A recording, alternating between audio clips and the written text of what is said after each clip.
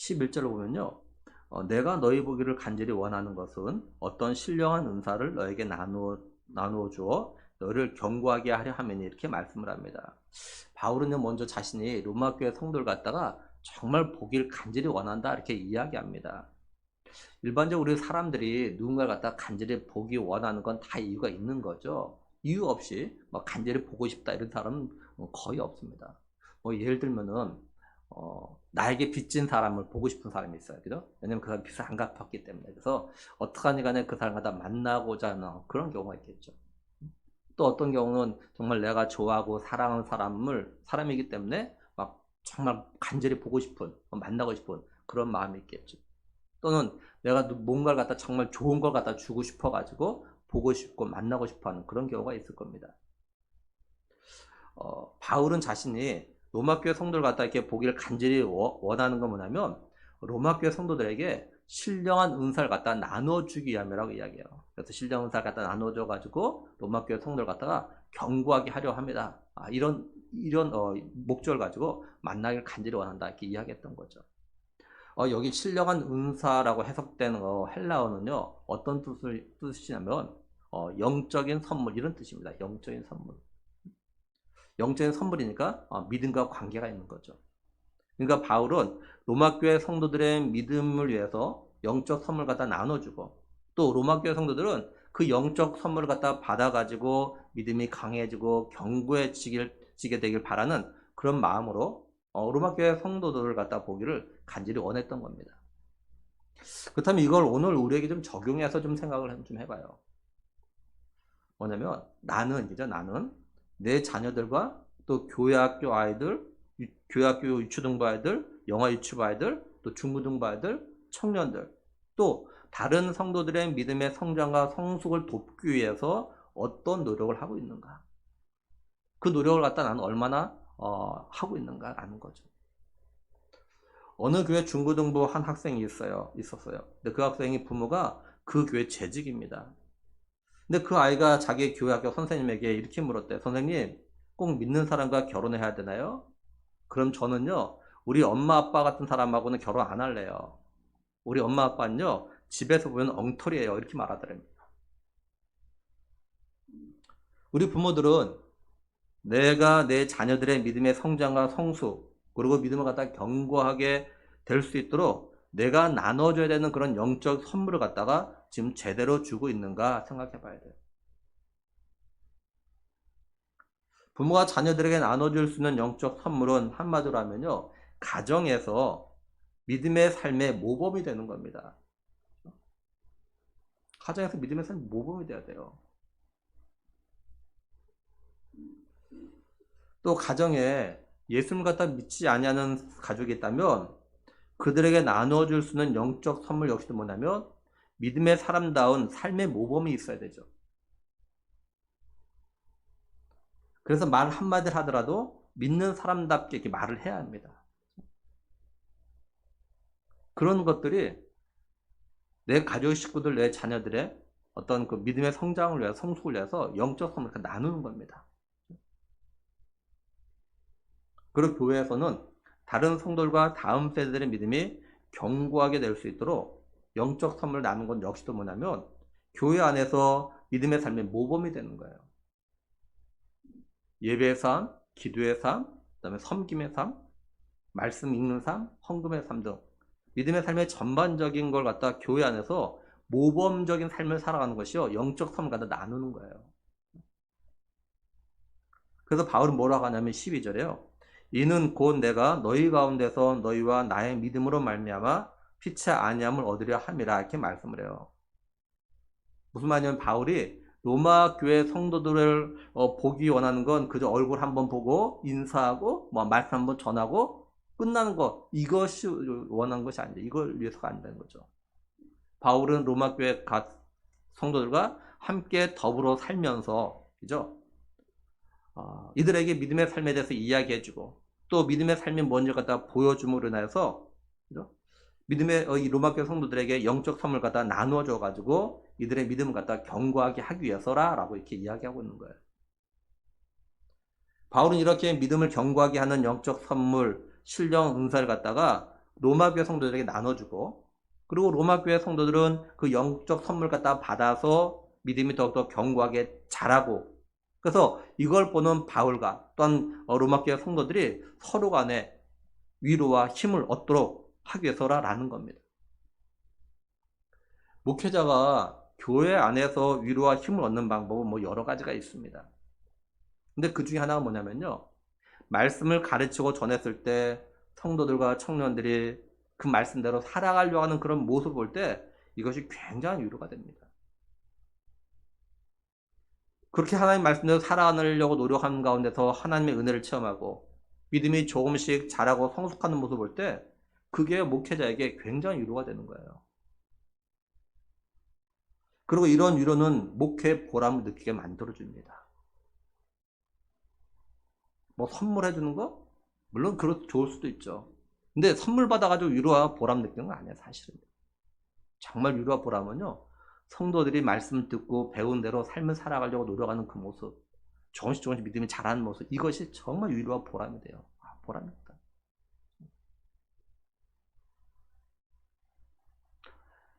말씀을 준비하는 과정이 힘들어도 그 말씀을 통해서 성도들의 믿음이 조금씩 자라는 걸 볼 때 거기에 또한 기쁨을 드려요.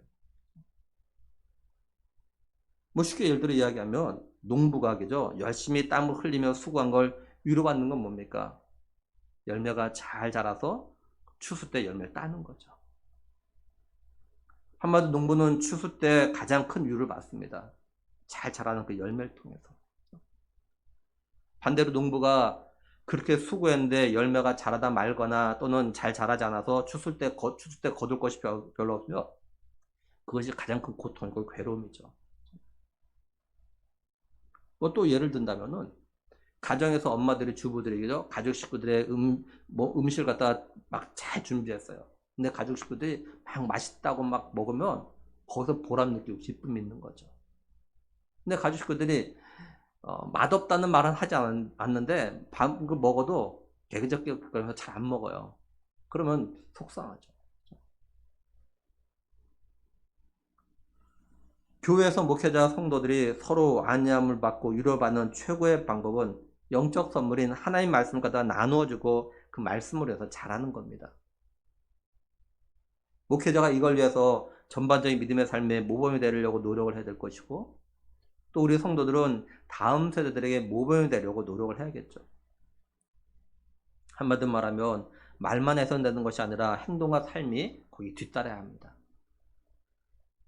근데 우리가 여기서 좀 주목해야 될 것이 있습니다. 그게 뭐냐면 바울이 로마교회 성도들에게 믿음에 도움이 되는 영적인 걸 갖다가 로마교회 성도들에게 나누어는 주지만 로마교회 성도들의 믿음이 이제 강해지고 견고하게 되는 것은 바울이 하는 것이 아니라라는 거예요. 왜냐하면 여기 나눠주다라고 해석된 그 헬라어는요, 이게 능동태로 되어져 있는데 이제 그 견고하게 되다라는 이 단어는요, 수동태로 되어져 있어요. 이건 뭐냐면 비록 바울이 로마교회 성도들의 믿음의 성장과 성숙 견고하도록 하기 위해서 영적인 선물 말씀을 갖다 나눠주지만 그걸 통해 가지고 로마교회 성도들의 믿음을 갖다 정말로 자라게 하고 견고하게 하는 분은 하나님이시라라는 것 갖다 말해주고 있는 겁니다. 이게 바울이 고린도 교회 편지를 보내면서 이런 이야기를 했죠. 고린도전서 3장 6절 7절에는 나는 심었고 아볼로는 물을 주었을 때 오직 하나님께서 자라나게 하셨나니 그런즉 심는 이나 물 주는 이는 아무것도 아니로되 오직 자라게 하시는 이는 하나님뿐이라 이렇게 말씀을 하죠. 따라서 바울이 로마교회 성도들의 믿음을 위해서 신령한 은사가 나눠줘도 결국 로마교회 성도들의 믿음이 자라고 또한 믿음이 견고하게 하신 분은 하나님이시라라는 거죠. 이걸 오늘 우리에게 적용하면 제가 우리 성도들이나 우리 청년들의 믿음을 위해서 하나님 말씀을 갖다 나누고 또는 제자 훈련을 시켜도 결국 우리의 믿음을 갖다 자라게 하시고 견고하게 하신 분은 하나님이시라라는 거예요. 그래서 우리가 말씀을 읽고 듣고 배움에 따라서 믿음이 자라고 성숙해질 때 하나님께 감사를 갖다 해야 한다라는 거죠. 바울은 자신이 어떻게 하든지 간에 이제 로마에 가려고 무던히 노력했던 이유에 대해서 다시 한번 말하는데요. 뭐라고 이야기하냐면 13절에 형제들아 내가 여러 번 너에게 가고자 한 것을 너희가 모르기를 원하지 아니하노니 이는 너희 중에서도 다른 이방인 중에서와 같이 열매 맺게 하려 함이로되 지금까지 길이 막혔도다 이렇게 말씀을 해요. 그러니까 바울은 자신이 지금까지 여러 지역에 다니면서 복음을 전해가지고 전도의 열매를 갖다가 맺었는데 이것처럼 이제 로마에 가서 로마 교회 성도들에게 복음을 전해가지고 열매 맺기를 바라는 마음에서 지금 로마에 가려고 부단히 노력했다. 이거 갖다 좀 알아달라. 지금 이렇게 이야기합니다. 여기 열매는 두 가지의 의미가 있습니다. 첫째 뭐냐면 로마에 있는 사람 가운데 아직 예수 그리스도를 갖다가 믿지 않는 모르는 자들에게 복음을 전해가지고 맺게 되는 그 구원의 열매를 갖다 이야기합니다. 둘째는 이미 복음을 듣고 구원을 받은 성도들이 이제 더 영적으로 성장해지고 성숙해지는 그런 열매를 갖다 이야기해요. 그러니까 바울이 로마 교회 성도들에게 함께 거두고 함께 거하면서 거두길 원하는 열매는 뭐냐면 이 두 가지가 다 포함하는 겁니다. 무슨 말이냐면 교회 안에 있다고 해서 모두가 예수님을 갖다 자신의 구원자로 믿고 예수님을 갖다 영접한 구원의 열매는 아니라라는 거죠. 다시 말해서 사람들이 예수님을 갖다 인격적으로 만나서 예수님을 갖다 자신의 구원자로 믿고 교회에 나오게 되는 것이 아니라 교회에 나와서 말씀을 들음을 통해서 예수님을 갖다 인격적으로 만나고 예수님을 갖다 자신의 구원자로 믿게 되는 거죠. 따라서 어느 곳보다도 교회 안에서 복음이 전해져야 되는 거죠. 그건 이미 예수님을 갖다 인격적으로 만나서 예수님을 갖다 자신의 구원자를 믿고 영접한 성도들 위해서가 아니라 아직도 예수님을 갖다 인격적으로 만나지 못하고 믿지 못한 사람 위해서라는 겁니다. 그렇다고 이미 예수님을 갖다 믿는 성도는 복음을 들을 필요가 없다라는 말이 아닙니다. 이미 복음을 듣고 예수님을 믿고 영접한 구원의 열매인 성도들은 계속해서 복음을 들음으로 인해서 구원의 열매가 더욱 익어가야 되는 거죠. 이런 성도는요, 복음을 들을수록 하나님의 사랑과 예수 그리스도의 십자가의 은혜를 갖다가 더욱더 깊이 묵상하면서 영적으로 더욱더 성숙해져 가야 하는 겁니다. 그러니까 내가 다 아는 말씀, 이미 다 들은 말씀이라고 한 귀로 듣고 한 귀로 흘려버리지 말고 그 말씀을 갖다가 더 묵상하고 되새김질해 가지고 자신의 구원의 열매가 더욱더 탐스럽게 익어가도록 만들어야 되는 거예요. 뭐 쉽게 예를 들어 이야기한다면 이제 설교를 마치면 우리가 같이 하는 게 있죠. 천국 가는 약도 그리고 영접기도 같이 읽습니다. 근데 이때 아직 이것이 안 믿어진 사람들이 분명히 있어요. 그렇죠? 안 믿어진 분들은 이걸 읽을 때 그렇게 기도하는 마음, 이렇게 기도하는 마음을 읽거든. 하나님, 내가 읽는 이게 지금 믿어지지 않는데 하나님 이것이 내가 믿어질 수 있게 해달라고 그렇게 기도하는 마음으로 읽어야 돼. 그리고 하나님의 은혜로 이미 믿는 분들은 이거 읽으면서 나에게 이걸 갖다 믿을 수 있는 은혜를 주신 앞에 감사하면서 이제는 정말 날 위해서 이렇게 죽으시고 부활하신 예수님을 갖다가 진실로 내 삶의 주인으로 모시며 믿으며 살아갈 수 있게 해서 기도하는 마음으로 읽어야 되는 거죠. 그러니까 똑같은 거 읽어도 내가 어떤 삶에 따라서 다른 마음으로 읽어야 되는 거예요. 그리고 바울이 이제 로마에서 열매를 맺길 바라는 이런 마음은 바울이 말한 대로 다른 이방 지역에 있는 교회들에게도 원했던 겁니다. 예를 들면 빌립보 4장 17절 보면요. 내가 헌물을 구함이 아니요 오직 너희에게 유익하도록 풍성한 열매를 구함이라 이렇게 말씀하고 있어요. 바울은 빌립보 교회 성도들에게도 빌립보 교회 성도들의 유익을 위해서 그들 가운데서 영적으로 풍성한 열매가 맺히길 바란다 이렇게 말했어요. 그러니까 바울은 로마 교회는 물론이고 이방 지역에서 구원의 열매가 맺히길 바라면서 전도 사역을 갖다 했던 거죠. 근데 바울의 이런 마음은요, 사실 예수님의 마음을 갖다 본받은 겁니다. 바울은 예수님의 이런 마음을 알고 이런 삶을 갖다 살았던 거죠. 예수님이 어떤 말씀을 갖다 하셨냐면요, 요한복음 4장 36절에 보면 거두는 자가 이미 삭도 거두고 영생에 이르는 열매를 모으나니 이는 뿌리는 자와 거둔 자가 함께 즐거워하게 하려 함이라 이렇게 말씀을 해요. 이 말씀은 예수님께서 이제 유대를 떠나서 갈릴리로 이제 가시는 도중에 어딜 가냐면 사마리아를 갖다 거쳐가게 됩니다. 사마리아에서 이제 우물가에서 사마리아 여인을 갖다가 만난 다음에 제자들에게 하신 말씀이에요. 예수님은 제자들에게 너희 눈을 들어가지고 밭을 봐라. 밭이 휘어져가지고 추수하게 되었다. 이렇게 말씀하신 다음에 하신 말씀이에요. 예수님께서는 풍선 열매를 갖다가 거두기 위해서 모든 유대인들이 거쳐가기 싫어하는 사마리아에 의도적으로 가신 겁니다. 예수님은 사마리아의 구원을 위해서 자신을 갖다가 씨앗으로 뿌리기 위해서 가셨던 거예요. 예수님 자신이 뿌릴 씨앗은 뭐냐면 십자가의 죽음이죠. 예수님은 자신의 죽음을 통해서 많은 열매가 맺을 걸 갖다가 말씀하신 겁니다. 예수님께서는 자신이 생명을 뿌리셨고 씨앗을 뿌리셨고 제자들이 이걸 갖다가 거두게 될 거라고 말씀하셔요. 뿌려진 씨앗이 자라서 영생 이런 열매를 거둘 때 그 기쁨은 그 씨앗을 갖다 뿌리신 예수님과 그 생명의 씨앗을 다시 말해서 복음을 전한 제자들이 함께 즐거워하게 될 거라고 말씀하신 겁니다. 근데 여기서 주목할 건 뭐냐면 복음이 전해짐으로 인해서 열매가 맺힐 때 예수님이 먼저 기뻐하신다는 거예요. 씨를 뿌린 자와 거둔 자가 함께 기쁨을 누리지만 먼저 생명의 씨앗을 갖다 뿌리신 예수님이 기뻐하신다는 거죠. 바울은 예수님의 이런 말씀을 갖다 기억하면서 다른 이방 지역에서 복음의 열매가 맺혀졌을 때 맛봤던 그 기쁨, 이런 기쁨을 갖다가 로마에서도 맛보기를 갖다 원했던 겁니다. 바울은 자신이 로마에서도 복음이 전해져서 열매를 거두게 될 때 기뻐하실 예수님을 갖다 생각했던 거예요. 다른 말로 하면 바울은 예수님을 갖다 기쁘시게 하기 위해서 로마에서도 다른 지역에서와 마찬가지로 열매를 갖다 맺게 하려고 여러 번 로마에 가려고 애를 썼다고 좀 이야기하고 있는 거죠. 그러면 이걸 오늘 우리에게 좀 적용해서 좀 생각을 해봐요. 나는 복음의 열매를 갖다가 맺게 하려고 얼마나 노력을 하고 얼마나 애를 쓰고 있는가. 나는 내가 전도하고자 하는 사람을 얼마나 찾아가고 얼마나 만나려고 하고 또 얼마나 전화하고 있는가.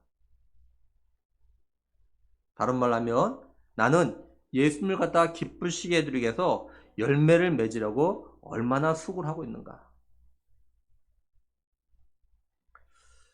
우리가 그죠?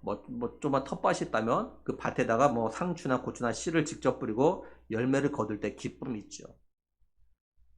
또 다른 사람이 그런 씨를 갖다 뿌려서 맺힌 열매를 갖다가 또 딸 때도 기쁨이 있어요. 근데 이 기쁨은 좀 다르죠.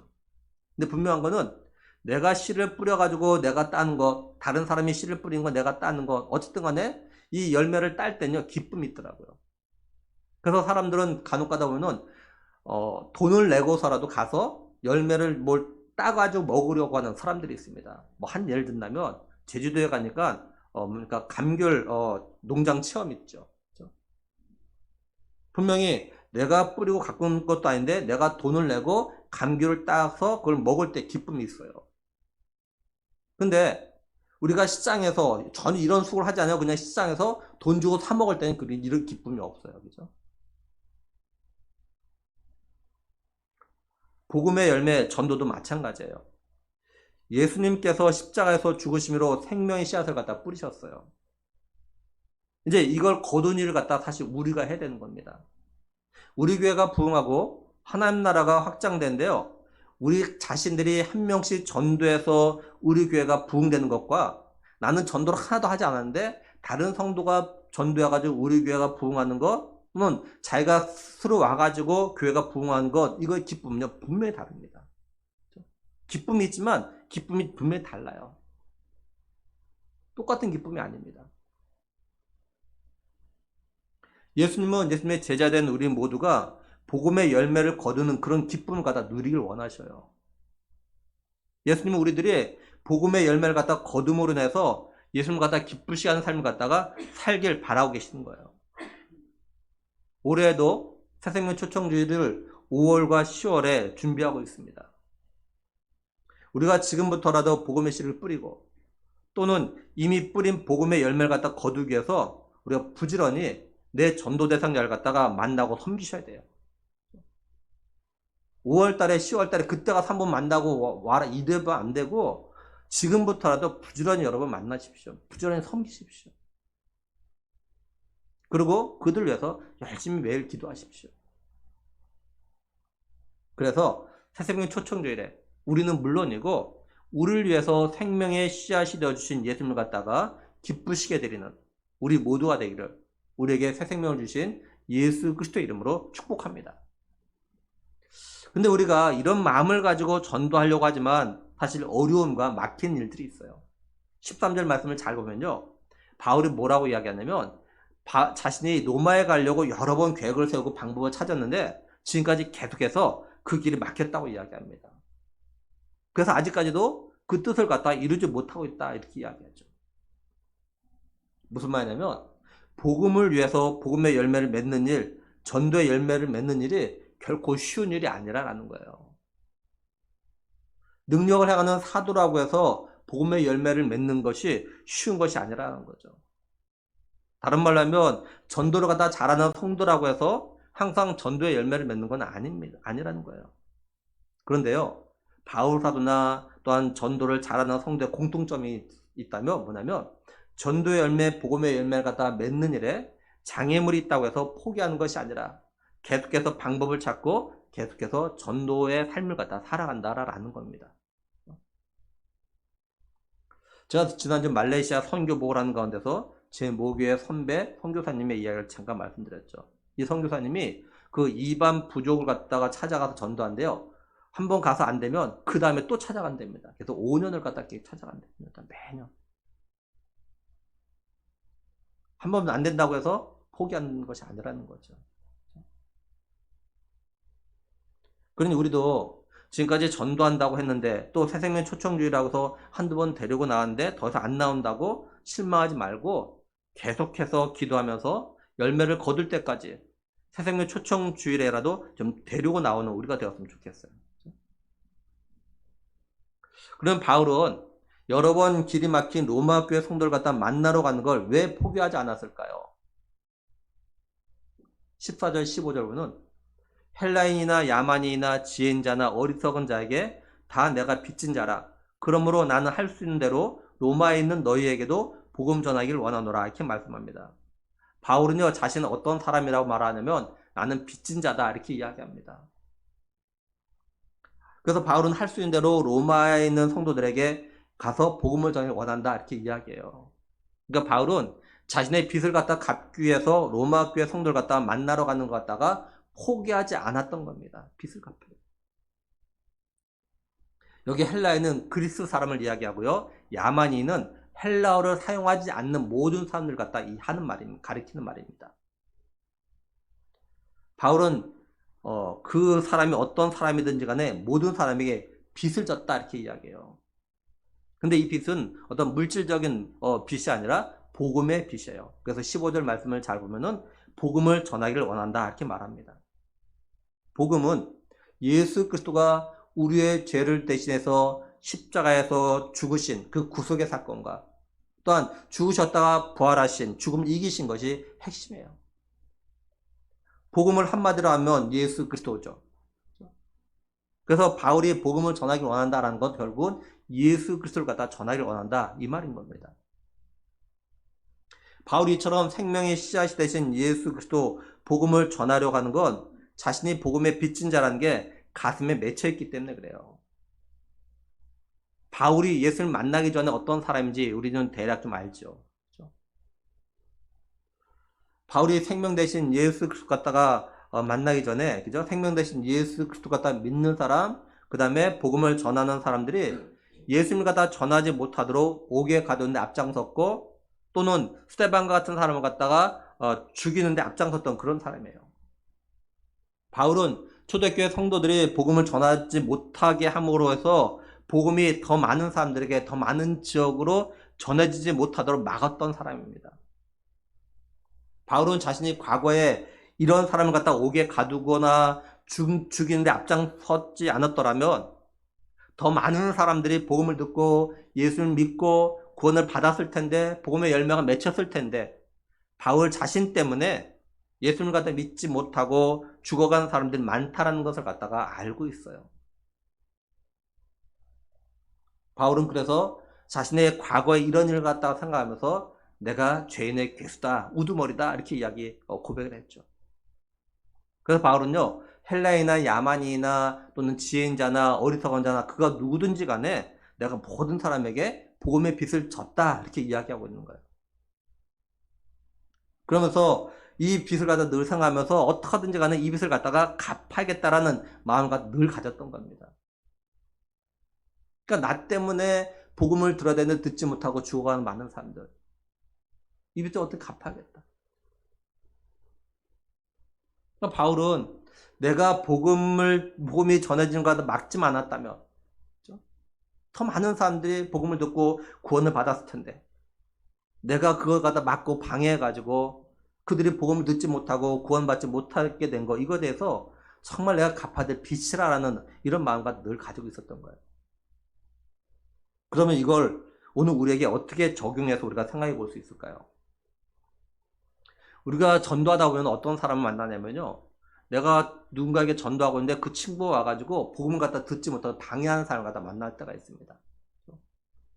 저도 마찬가지예요. 이 고시원 주변 전도하는데 방해해요. 복음 전하니까 친구가 와가지고 못 전해 막 방해해버려요. 직접적으로. 근데 오늘 이 예배 자리에 나와 있는 우리들은 다른 사람이 복음을 듣는 걸 직접적으로 막거나 방해한 사람은 아마 없을 겁니다. 모르겠어. 과거에는 그런지 모르지만 어쨌든 없을 거예요. 근데 우리가 우리가 간접적으로, 그죠? 간접적으로 복음을 듣지 못하도록, 교회에 나오지 못하도록, 예수를 갖다 믿지 못하도록 막거나 방해는 했을 수도 있어요. 간접적으로. 무슨 말이냐? 우리가 예수 믿는 사람인데, 내가 예수 믿는 사람인데, 내 주변 사람들이 내가 하는 말과 행동 때문에 이걸 보면서, 아이, 나 저 사람 보고 난 교회 안 나가야겠어. 난 예수 못 믿겠어. 저렇게 예수 믿으면 안 믿는 게 낫겠지. 이런 마음과 생각을 다 가지게 만들었을 수 있다라는 거예요. 제가 몇 번 말씀드렸지만 노방전도하다가 만나는 사람 가운데 복음 듣기를 갖다 완강히 거부하는 사람들이 참 많습니다. 제가 그러면 그런 사람들이 제가 목사인데 그 이유가 뭔지 나에게 좀 알려달라고 이야기해요. 제가. 근데 그 사람들 가운데 하나는 크게 두 부류입니다. 하나는 자기 가족 중에 예수 믿는 사람이 있는데 그 사람 때문에, 그 가족 때문에 자기는 교회 안 나간다는 거예요. 그러니까 그 사람이 예수 믿는다 하면서 가정에서 친척 사이에서 좀 본이 안 된 것 같아요. 그러니까 나는 그래서 복음을 듣기를 거부하고 교회 안 나간다고 이야기합니다. 또는 사업사에서 만난 사람들, 또는 직장에서 만나는 사람들이 직분자인데 이 사람들 때문에 복음에 대해서 굉장히 거부감을 나타내고 교회 다니는 사람들에서 부정적인 생각을 갖다가 가지고 말하는 사람들을 만나요. 그래서 자신은 교회 안 가겠대요. 그 사람들 이야기하면서. 그러니까 이런 성도들이 자신의 가족이나 자신의 주변 사람들이 직접적으로 복음을 듣지 못하도록 또는 교회에 나가지 못하도록 방해하거나 막은 건 아니지만 간접적으로 막고 방해한 거죠. 그렇죠?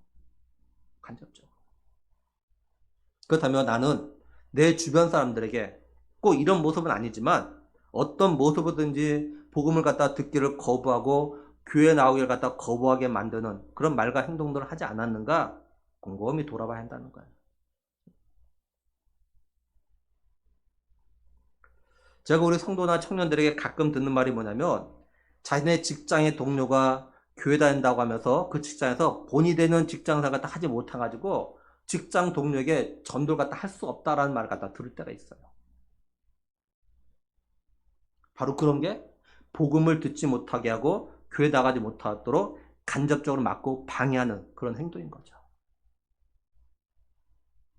근데 대다수의 성도들과 청년들이 자신들이 하는 이런 행동과 말들이 복음을 막고 있다는 생각을 다 잘 하질 않아요.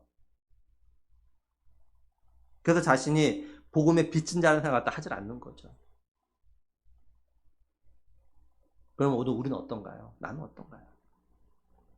우리도 잘 생각해보면 내가 가정이나 내 생활의 터전 속에서 예수님 믿는 사람답게 말과 행동을 갖다 했다면 누군가가 복음을 갖다 좀 더 잘 듣고 예수님을 갖다 믿고 싶은 마음을 가졌을 텐데 나 때문에 이런 마음보다는 복음에 대해서 교회 나가는 것에 대해서 마음의 문을 갖다 닫아버리는 사람이 있지 않을까요? 혹시 나 때문에 만약에 내 주변에 이런 사람들이 있다면 오늘 우리는요, 복음의 빚진 자입니다.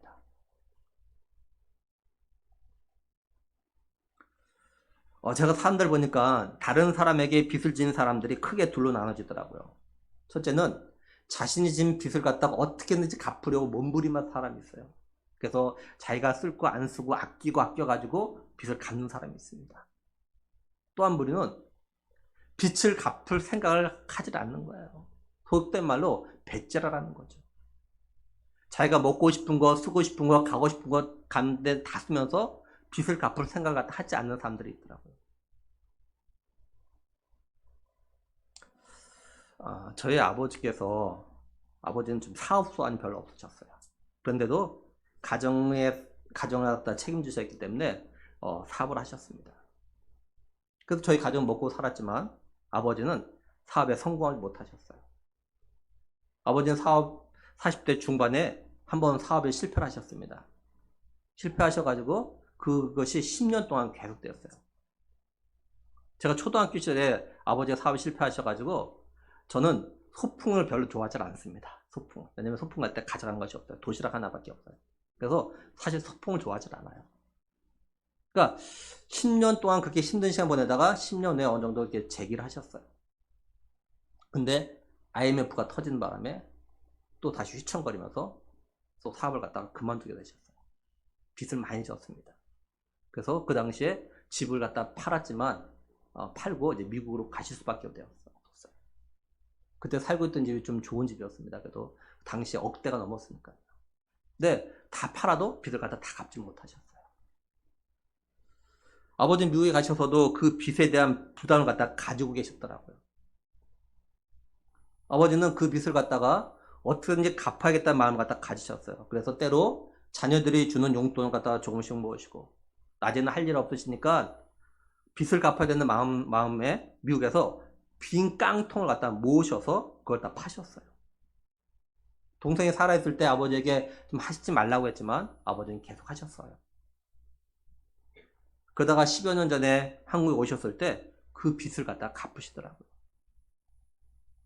아버지께서 그 빚을 갖다가 갚은 지 며칠 뒤에 아버지의 채권자이셨던 그분이 암으로 돌아가셨어요. 만약에 아버지께서 그분이 살아계실 때 빚을 갖다 갚지 못하셨다면 두고두고 더욱더 빚진 자의 마음으로 사셔야 했을 겁니다. 이처럼 빚을 갚으려고 하면요, 깡통 모은 일도 해야 할 때가 있어요. 모든 부끄러움을 갖다 감내해야 될 때가 있습니다. 저는 지금도 길거리에서요, 깡통이나 박스를 모으시는 어른들 보면 저희 아버지를 갖다 생각하게 됩니다. 지금 아버지는 안 하셔요. 근데 옛날 했던 그 아버지의 모습이 생각나요. 그래서 이 어른들이 박스나 깡통을 끌고 가시면 뒤에서 밀어드리거나 아니면 앞에서 끌어다 드리곤 합니다. 지금도. 마찬가지로 오늘날 그리스도인들 가운데는 복음의 빚을 갚으려고 하는 사람들도 크게 둘로 나눠집니다. 첫째는 혹시 나 때문에 복음을 거부하고 교회에 안 나아가려고 하는 사람이 있을지 모른다라는 복음의 빚을 갖다가 생각하면서 어떻게 하든지 그 빚을 갚기 위해서 열심히 전도하려고 하는 그런 성도가 있어요. 둘째는 누군가 자신 때문에 복음을 갖다가 거부하고 교회 안 나가는 사람이 있음에도 그걸 모르거나 알면서도 복음의 빚을 갖다가 갚을 생각을 하지 않는 사람도 있습니다. 나 때문에 교회 안 나온 사람은 없는지, 나 때문에 기독교에 대해서, 복음에 대해서, 예수님과 하나님에 대해서 부정적인 생각을 갖다 갖고 있는 사람은 없는지, 내가 간접적으로 복음의 문을 갖다 막진 않았는가? 우리는 우리 자신을 돌아보고 회개할 것 회개해야 되고, 그리고 복음의 빛을 갖다 갚으려고 최선을 다하지 않고 있다면 이거에 대해서 회개해야 됩니다.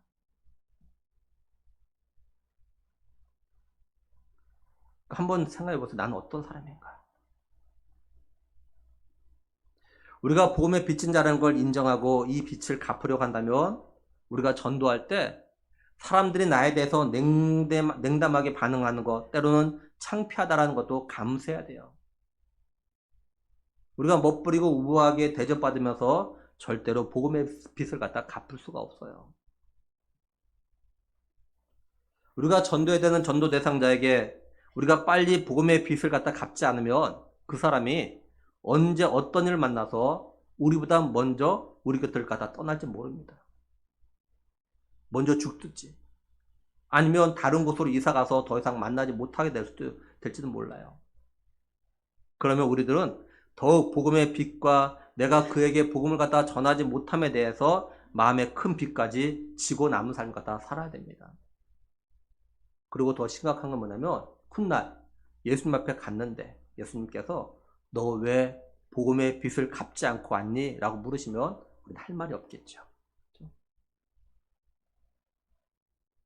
이제 말씀을 정리하면 바울이 로마에 그렇게 가고자 했던 건 결코 자기 자신 위해서가 아닙니다. 바울은 로마 교회 성도들에게 신령한 은사를 갖다 나눠줘가지고 그들의 믿음이 견고해지도록 하기 위해서였습니다. 바울은 로마 가서 로마 교회 성도들과 함께 생활하면서 이들의 믿음을 갖다가 세워주고 또 자신도 성도들이 믿음이 자라는 것을 통해서 열매를 보면서 위로를 갖다 받으려고 했던 거예요. 바울은 자신이 복음의 빚을 갖다 졌기에 로마 성도들에게 이 복음의 빚을 갖다 갚기 위해서 가려고 했다라고 분명히 밝혔습니다.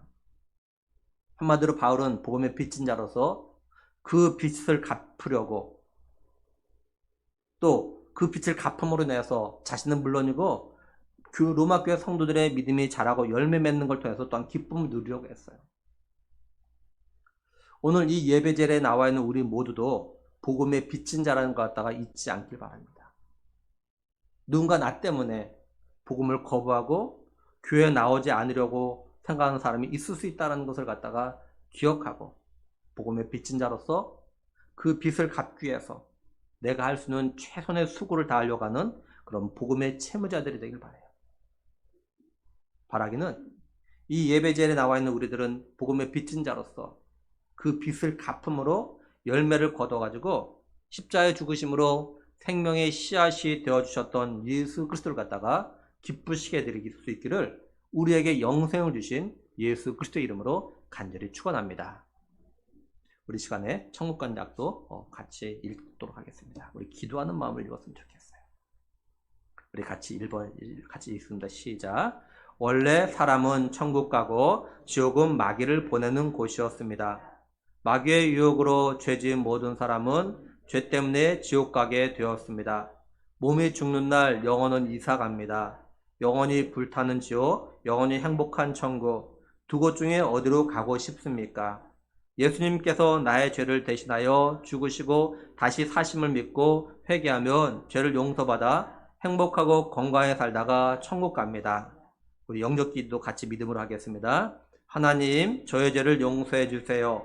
저의 죄 때문에 십자가에 못 박혀 죽으시고 다시 사신 예수님의 피 공로로 저의 죄를 용서받고 천국 갈 것을 확실히 믿습니다. 예수님, 저의 마음속에 들어와 주세요. 예수님의 이름으로 기도드립니다. 아멘. 기도하겠습니다. 하나님 참 감사합니다. 죄 허물로 죽었던 우리에게 영생을 주시게 하여서 예수님이 이 땅에 보내주셨고 예수님께서 우리에게 생명의 씨앗이 되어주셔서 우리에게 영생을 얻을 수 있는 그런 길을 열어주신 것 정말 감사함을 드립니다. 예수님께서 우리의 죄를 대신해서 십자가 못 박혀 피 흘려 죽으심으로 나에게 영생의 길을 주신, 구원을 주신 그 놀라우신 은혜와 사랑을 우리가 잊지 않게 하여 주시옵소서. 하나님의 은혜로 말미암아 예수님 믿고 구원을 받은 우리들이 이 땅의 삶을 살아갈 때 하나님 정말로 하나님이 주님이 그렇게 기뻐하시는 하나님 이제 믿음의 열매가 잘 열려지는 믿음이 더욱더 성숙해지는 우리가 되게 하여 주시옵소서. 혹시 하나님 우리가 의도적으로 또는 일부러 그런 건 아니지만 혹시 실수로 잘못으로 때론 내가 믿음이 연약하고 부족해서 말과 행동이 예수님 믿는 사람답지 못함으로 인하여서 혹시 내 주변 사람들이 나 때문에 예수 믿기를 거부하거나 나 때문에 교회 나오기를 거부하거나 나 때문에 복음 듣기를 거부하는 사람이 있다면 하나님 오늘 우리에게 은혜 주셔서 생각나게 하시고 회개할 수 있는 그런 마음을 주시고 우리가 하나님 그 사람들을 위해서 더 기도할 수 있게 하시고 우리도 아버지 하나님이여 이제 복음의 빚진 자로서 복음의 빚을 갖다 갚으려고 부단히 노력할 수 있나. 그래서 훗날 주님 앞에 갔을 때 너 복음의 빚을 갖다 다 갚고 왔다라고 주님부터 인정받고 칭찬들을 수 있나. 하나님 그런 우리 교회 모든 믿음의 식구도 될 수 있도록 은혜 주실 간절히 원하옵고 우리 주 예수 그리스도의 이름으로 기도드리옵나이다. 아멘. 찬송가 505장 드리겠습니다.